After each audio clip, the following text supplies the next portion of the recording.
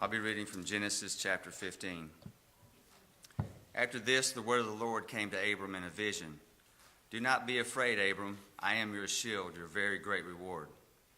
But Abram said, O sovereign Lord, what can you give me since I remain childless, and the one who will inherit my estate is Eliezer of Damascus? And Abram said, You have given me no children, so a servant in my household will be my heir. Then the word of the Lord came to him. This man would not be your heir, but a son coming from your own body will be your heir. He took him outside and said, Look up at the heavens and count the stars, if indeed you can count them.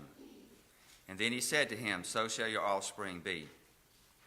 Abram believed the Lord, and it was credited to him as righteousness. He also said to him, I am the Lord who brought you out of Ur of the Chaldeans to give you this land to take possession of it. But Abram said, O sovereign Lord, how can I know that I will gain possession of it? So the Lord said to him, Bring me a heifer, a goat, and a ram, each 3 years old, along with a dove and a young pigeon. Abram brought all these to him and cut them in two and arranged the halves opposite each other. The birds, however, he did not cut in half. Then birds of prey came down on the carcasses, but Abram drove them away. As the sun was setting, Abram fell into a deep sleep, and a thick and dreadful darkness came over him.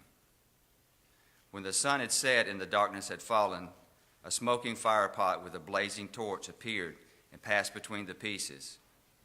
On that day the Lord made a covenant with Abram and said, To your descendants I will give this land, from the river of Egypt to the great river, the Euphrates.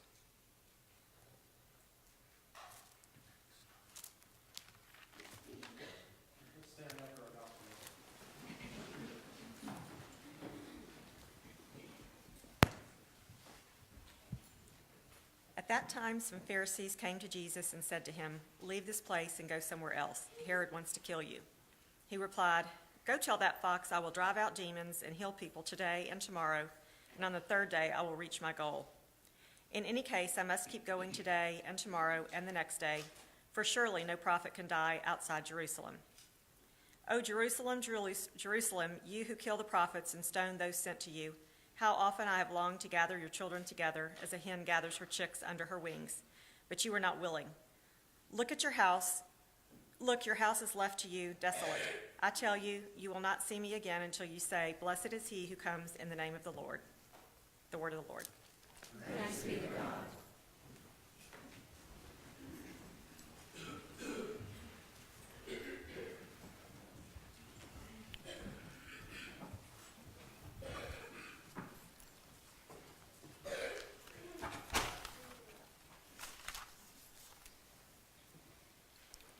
Don't forget these.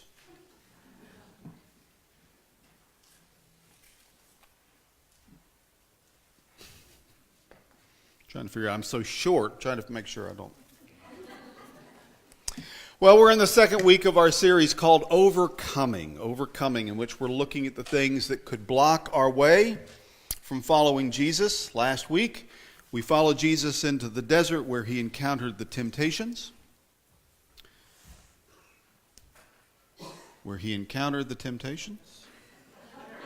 No. Not the 5 temptations, only 3 for Jesus, where he encountered some different temptations.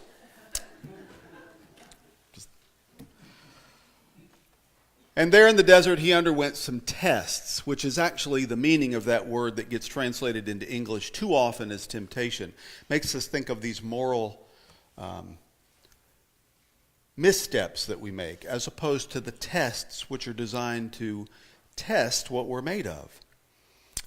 He's tempted, he's tested, and forced to wrestle with his sense of identity and purpose and his calling. And we understand that when he walks into the wilderness, he does so with the voice of his heavenly Father still echoing in his ears, You are my beloved Son, with you I'm well pleased. And that voice alone helps him keep his bearings when he faces the tests, because every test that he faces, he can ask himself, will this test allow me to become more and more of who God already says I am? Or will I try to make something else of myself? and thus end up failing the test. Sometimes that line is a subtle thing, but for Jesus it proved to be a good strategy, and it's a good strategy for us as well as we try to navigate through these different terrains of these wilderness kinds of tests. We know about being in the wilderness. They're the places that you and I have also been, where something has tested our mettle, tried us to see what we're really made of. And we look back on those things now and we think, gosh, I hated it when I was in it. But you know, I am the person I am today because I made it through that test. I discovered something about myself, some integrity, some inner courage, some fortitude, some strength that I didn't know I had. And I've learned to rely on it. I've built on it. And I'm so glad I went through that test, as difficult as it may have been. We don't understand whether it's going to be 40 days or 40 years, but the tests are going to come to us, and they'll feel like a hot desert wind in our faces. But if we can use the strategy of Jesus, then those times of testing which whisper doubts in our ears, are you really who you say you are? Are you really who God says you are? Makes us doubt God, makes us doubt and second guess ourselves. But if we can hear the voice of God whispering in our ear, no, you also are my beloved child, and with you I'm pleased. Be who I have created you to be. You don't need to prove yourself to anyone, including me. My love is enough for you. If we keep quoting to ourselves this blessing of God, then not only can we get around the obstacles in the wilderness and not lose our way, we'll end up not losing ourselves in the wilderness. And that's a pretty important thing to do. So Jesus leaves the wilderness with this clear sense of himself and his mission. By the time we get to today's story, Jesus has already made a name for himself. His works have. Not that he's been trying to, but his works have done it anyway. He's chosen 12 disciples and he's begun a teaching tour through Galilee. And along the way, Jesus has encountered people in need of encouragement and guidance. He's cast out demons. He's healed diseases. He's cured people with leprosy. He's healed a paralyzed man. He's even raised the adult child of a widow when he walked through a town and just happened to run into the funeral procession. He's made the cover of Newsweek and was named Time Magazine's Person of the Year. And he's also made some enemies along the way. Because Jesus has been spending time with sinners and tax collectors and other disreputable people that the religious leaders despise. His insistence on healing people even on the Sabbath day of rest has rankled the feathers of the Pharisees, who believe it is their job to enforce religious rules, even ones they themselves can't obey. Whenever wherever he goes, those leaders are watching him. And they become more and more wary of what Jesus is doing as he steadily is working his way toward Jerusalem. And they're not the only ones who are nervous. By this time, news of Jesus' deeds have reached all the way into Jerusalem and tickled King Herod's ears. It's unsettled the crown that is atop his head with worries that Jesus is really John the Baptist, whom Herod beheaded, that he's come back to life somehow in Jesus. And Herod's father had murdered little babies, you may recall, when he couldn't find the newborn king of the Jews, named Jesus, born in Bethlehem. So like father, like son, Herod would love nothing more than to get his hands on Jesus. Herod the son, that is. So the Pharisees shout from the sidelines that Herod is looking to skin Jesus' hide, and so if he knows what's good for him, he'll turn tail and run. What makes you turn tail and run? What scares you? Isn't that amazing? Such a large animal, fearful of a little mouse. What keeps you looking over your shoulder, casting a wary eye at those around you? Fear. It is everywhere. The news headlines drip with fear. Places to fear, causes to fear, people to be afraid of. We see fear growing behind us like it's a shadow. We hear mysterious footsteps in the dark. Ahead of us, fear glows orange or red depending on the color-coded threat level that we're under. We sense that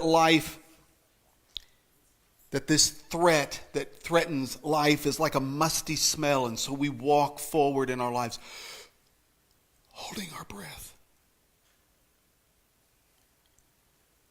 It is everywhere. In airports, as people wonder if their flight is on one of those planes. In faraway New Zealand, or here in Cartersville, just across the border, or right across the street. We think we have so much to fear. We are fearful people, and each day the headlines give us one more thing to be afraid of. One more sound that goes bump in the night. One more person coming toward us that makes us want to turn tail and go the other way. So it comes as no surprise that one of the things that God most often says in Scripture is, fear not. Don't be afraid. Which is usually the first words that God speaks after showing up in a surprising way and scaring the willy-jillies out of somebody. Old Abraham is afraid. Did you hear it in the text? He's staring at the clock as his years tick on, and they seem to be coming to an end, and there is no child of his own to hand off all he has accomplished and gained in life. What to do? And as God tries to talk to him, Abraham can't shake the terrifying darkness that comes down over him. So God tells him to fill his eyes with light. Go, count the stars if you can. Go and look at something greater than your fear, which proves to be good advice when we're afraid. Find something greater to believe in. The Pharisees come with this warning for Jesus. Watch out, Herod's after you. Run away. Go find a safe place and keep a low profile. It's just not safe. It's downright dangerous. In fact, keep looking over your shoulder. Be afraid. Be very afraid. And it seems like good practical advice then and now. Especially if you know Herod. A tyrant. A bully. A dangerous fellow. Already took John the Baptist's head off over something he said about him. No telling what a guy like Herod would do to a person like Jesus. Jesus doesn't even blink at the sound of his name. You tell that fox I'm going about my work. I'm going to keep doing my work today and tomorrow and even the day after that. And Jesus sidesteps what otherwise was meant to slow him down. Somehow Jesus tames the terror that threatens him as he chooses not to live his life in fear, not to spend his time and energy looking back over his shoulder all the time. Instead, he keeps facing forward. How does he do that? Because Jesus has decided that there is more in front of him to love than there is behind him to be afraid of. Like his ancestor Abraham, Jesus has something greater to believe in. It doesn't mean he doesn't feel the fear. It doesn't mean that he ignores the risk. It just means that what he is doing and who he is doing it for is worth walking into the darkness ahead. Even walking into Jerusalem, the city that kills prophets sent to it. Jerusalem, where Herod and Pilate rule the roost, a diabolic duo if ever there was one. But Jesus adds up the threat and finds that 1 + 1 only equals 2.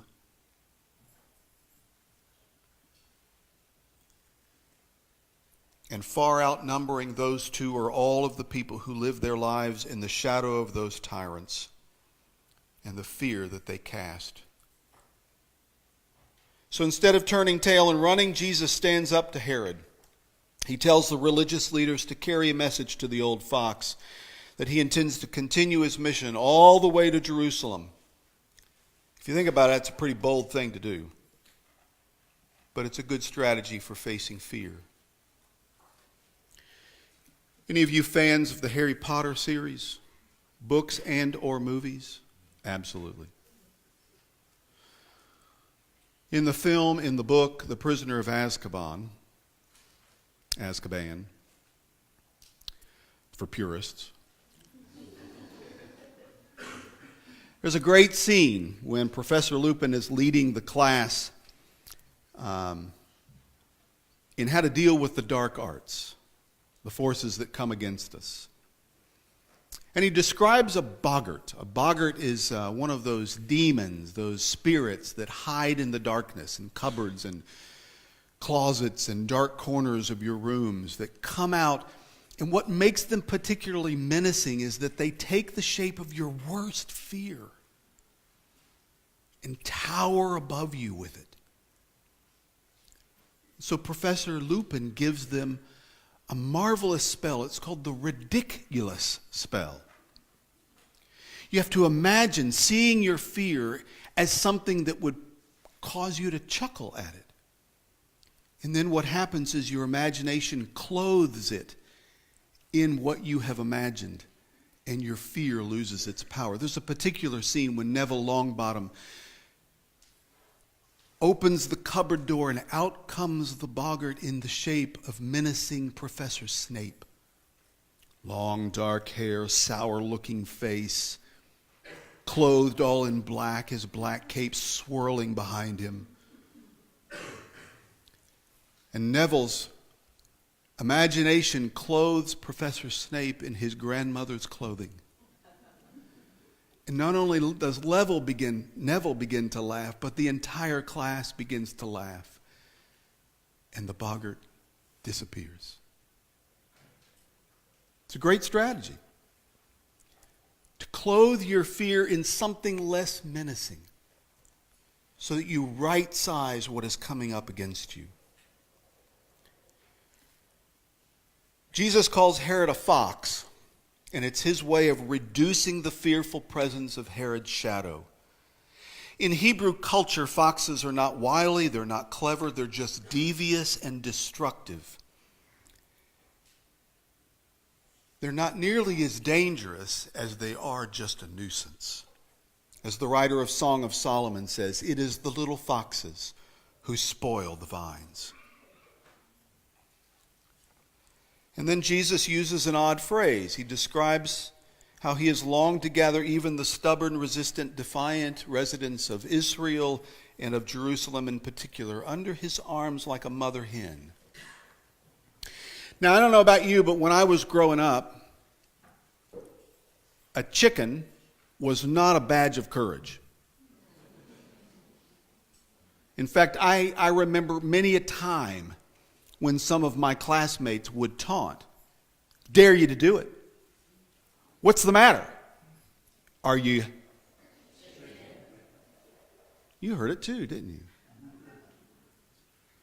So I found it kind of odd that Jesus calls himself a chicken. Jesus is out playing chicken. Why would Jesus use that term to describe himself?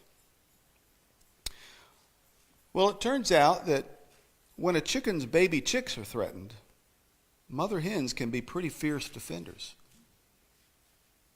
They've been known to kill snakes. They've been known to hide their brood under their wings and lay down their life just to protect their babies underneath. If you want to know the fierceness of a mother hen, try taking that beautiful baby out of Aaron's arms this morning. Watch those wings wrap around that child. See if you can stare down that fierce response.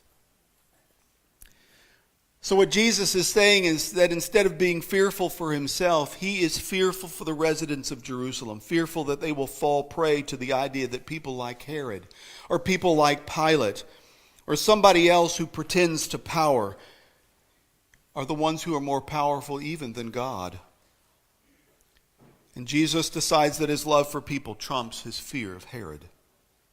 So despite the warning about Herod, he's going to take his sweet old time making his way to Jerusalem. He's not going to make a beeline to the city, but instead he'll wander his way there in broad daylight Like the children of Israel wandering in the wilderness, he doesn't lollygag because he is afraid of what awaits him in Jerusalem. He takes his time because there is a greater light in his eyes and the faces of people all over Galilee in his heart that are worth tending to and protecting. If you have ever loved someone more than yourself, then you know what it means to be a chicken of a different breed. He takes the slow pace toward the city because he has other things on his mind than his own death. He meanders from village to village where he'll teach and heal and cast out demons. He'll open the eyes of the blind and the ears and the hearts of those who are deaf to his message, because he knows that hope is more powerful than despair and love is stronger than death. And in reality, that is what the Pharisees who warned Jesus fear the most. They're not afraid that Herod will catch Jesus. They're afraid he won't. They're afraid even Herod can't rein him in.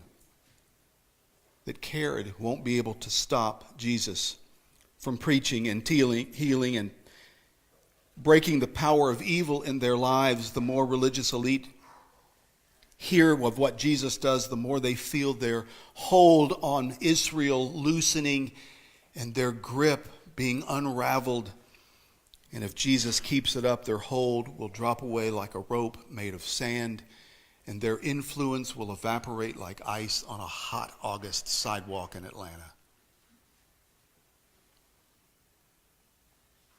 They do not fear the fox who is in the henhouse nearly as much as they fear the mother hen, who will fiercely protect her babies even from them.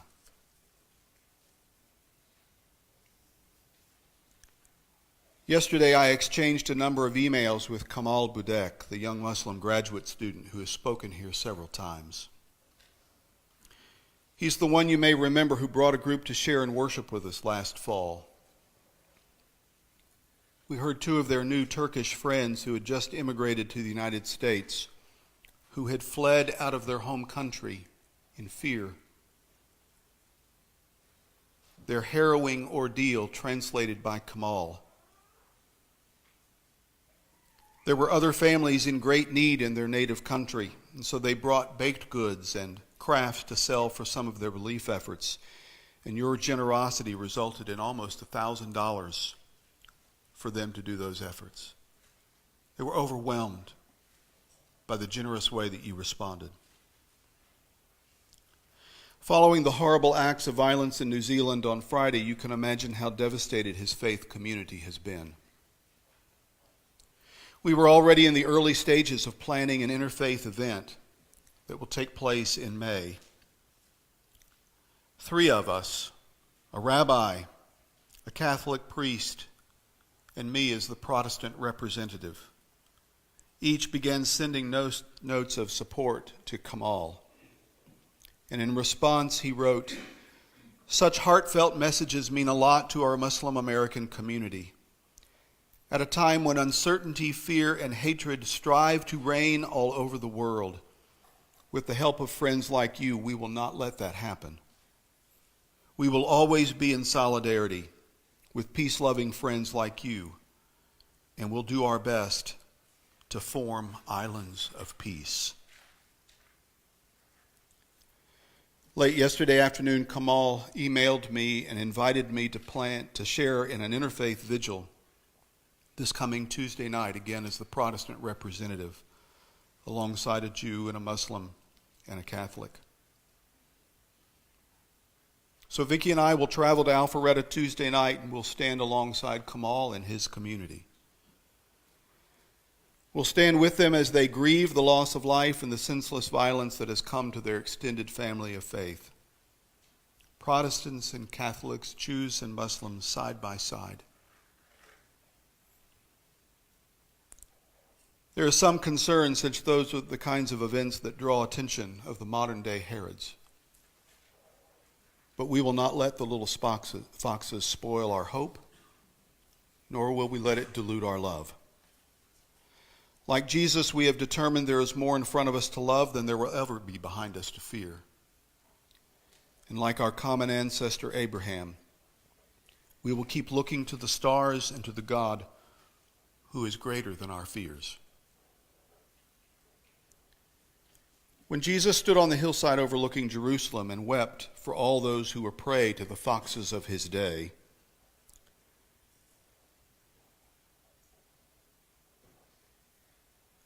Christians remembered that event and built a church on the hillside that we call the Mount of Olives.